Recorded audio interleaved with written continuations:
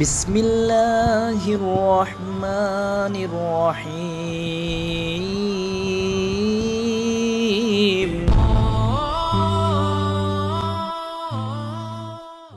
আসসালামু আলাইকুম। সমস্ত প্রশংসা আল্লাহ তাআলার জন্য। Siraj take Facebook page YouTube channel পক্ষ থেকে আপনাদের সবাইকে স্বাগতম। তো ভিউয়ার্স, আজকে আমরা আরেকটি গরু শেড দেখাবো। এটি অনেক বড় এরিয়া নিয়ে করা, আর এটির খরচও অনেক বেশি, প্রায় 2.5 কোটি টাকার উপরে এটাতে খরচ হবে, নির্মাণ খরচটি। তো জাস্ট এটিও আপনার হচ্ছে একজন ক্লায়েন্ট ডিজাইন করে নিয়েছে ওনার মনের মতো করে, ওনার চাহিদা অনুযায়ী উনি যে ফ্যাসিলিটিগুলো চাইছে সেগুলোর উপর আমরা নির্ভর করেই আমাদের একটা প্ল্যান সাজাইছিলাম এবং দেখাইছি, এবং এটির ফুল ড্রয়িংটা হ্যান্ড ওভার করা হয়েছে এস্টিমেট সহকারে। তো এটা আপনাদের সাথে শেয়ার করতেছি, এই কাউশেড ডিজাইনটি। এটার কোথায় কি পজিশনে বসানো হয়েছে এগুলো আমরা ফ্লোর প্ল্যানিংয়ে দেখাবো, 3D ভিউতে না।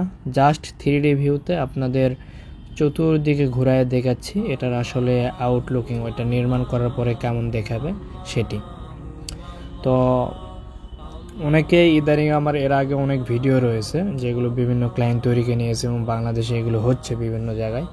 তো অনেকেই কমেন্টস করে থাকে যে খোলামেলা অবস্থায় যদি গরু রাখি প্রচণ্ড শীতের সময় কি হবে, বৃষ্টি ঝড়ের সময় কি হবে, এইসব কথাগুলো আসে। তো আমি আসলে এগুলো রিপ্লাই তেমন একটা দিতে পারি না। তো এই ভিডিওর মাধ্যমে কিছু কিছু রিপ্লাই দিয়ে দিচ্ছি যে ইউরোপ কান্ট্রিতে মোটামুটি এইভাবে শেডগুলো করা থাকে। বাংলাদেশেও অনেক করা রয়েছে, আমি বাংলাদেশের কথা বলতেছি না। ইউরোপ কান্ট্রিতে শীতের সময় এবং নর্মাল সময় এমন এমন কিছু দেশ রয়েছে অল টাইম যেখানে বরফ পড়ে। নর্মাল এটা শীত না, যেখানে বরফ পড়ে সেখানে প্রচুর শীত।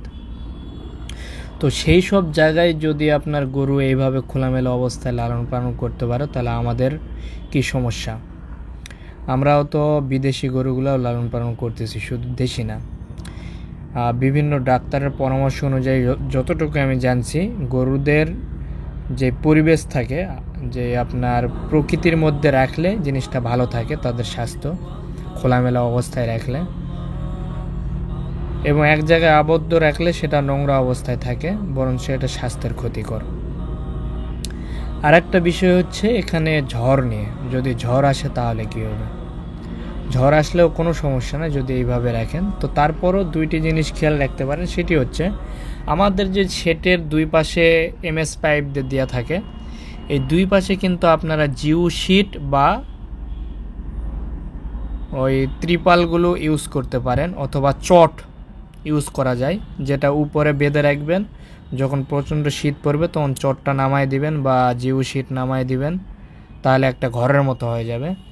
আবার যখন ঝড় আসবে তখনও কিন্তু এগুলো নামায় দিয়ে রাখতে পারেন। আবার উপরে দিনের বেলা বা যখন আপনার ঝড় থাকবে না তখন উপরে উঠায় রাখতে পারেন, এই একটা সুবিধা করতে পারেন।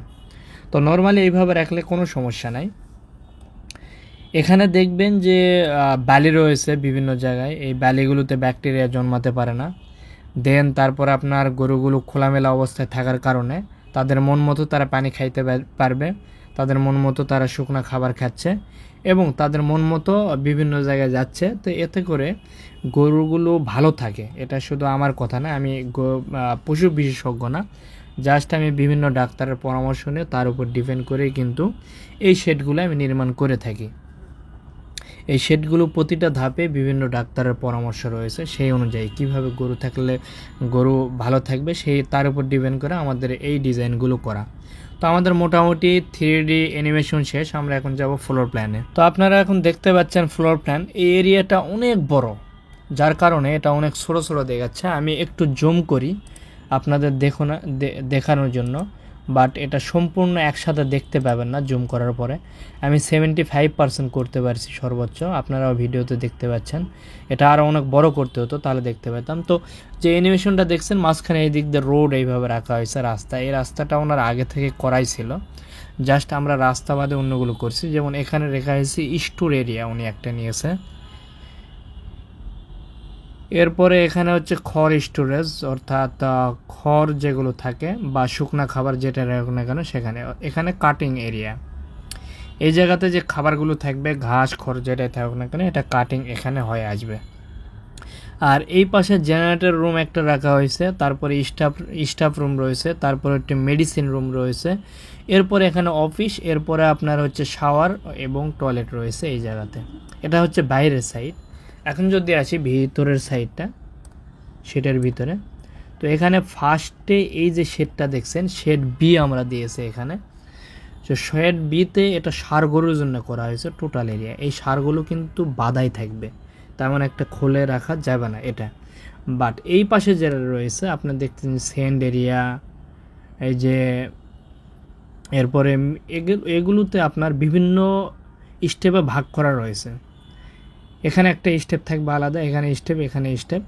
তো এই স্টেপগুলো এমন যে যারা গর্ভবতী থাকবে তাদের জন্য একটা রাখা হয়েছে, তারপর আপনার হচ্ছে যারা অসুস্থ থাকবে তাদের জন্য একটা সেল পয়েন্ট রাখা হয়েছে, এরপরে যাদের বাচ্চা হয়ে যাবে তাদের জন্য একটা সেল পয়েন্ট এখানে রাখা হয়েছে, আর বাচ্চাদের জন্য সেল পয়েন্ট রাখা হয়েছে এইটুকুতে। এই যে দেখতে পাচ্ছেন ছোট ছোট, এগুলো কিন্তু খাঁচা থাকবে, এই খাঁচাগুলোতেই বাচ্চাগুলোকে রাখা হবে। কারণ একদম যখন ছোট থাকে বাচ্চাগুলো তখন মাটি খেয়ে ফেলে, যার কারণে একটা পর্যায় পর্যন্ত তাদের খাঁচার ভিতরে যদি রাখা হয় তাহলে তারা মাটিটা খেতে পারবে না, এতে করে স্বাস্থ্য ভালো থাকবে। এই পাশে একটা ওয়াটার ট্যাঙ্ক রয়েছে, শাওয়ার এরিয়া। এই জায়গাতে গরুদের গোসলের জন্য এই জায়গা করা হয়েছে, গরুদের নিয়ে আসে এখানে গোসল করা হবে। এই পাশেও কিন্তু একটা রয়েছে। তারপরে আপনার হচ্ছে এই পাশে রাখা হয়েছে হচ্ছে ওয়েটিং এরিয়া, এইটুকুতে রাখা হয়েছে। এরপরে হচ্ছে আপনার হচ্ছে মিল্কিং এরিয়া। এই জায়গাতে যেসব গাভী গরুগুলো থাকবে তাদের দুধ দোয়ার জন্য আর কি এই জায়গাটা ইউজ করা হবে। আর এগুলো যে ছোট ছোট দেখতেছেন এগুলো ওয়াটার ট্যাঙ্ক, ছোট ছোট, এগুলোতে পানি থাকবে, যারা ছেড়ে দেওয়া থাকবে তারা এখানে খেতে পারবে। বাট যেগুলো ষাঁড় গরু বাঁধা থাকবে তাদের প্রত্যেকের জন্য পানির ট্যাঙ্ক এবং শুকনা খাবার দুটো আলাদা আলাদা করে দেওয়া হয়েছে। তো আজকে এই পর্যন্তই, সবাই ভালো থাকবেন, সুস্থ থাকবেন, আল্লাহ হাফেজ। আল্লাহু আল্লাহু আল্লাহু আল্লাহ আল্লাহ।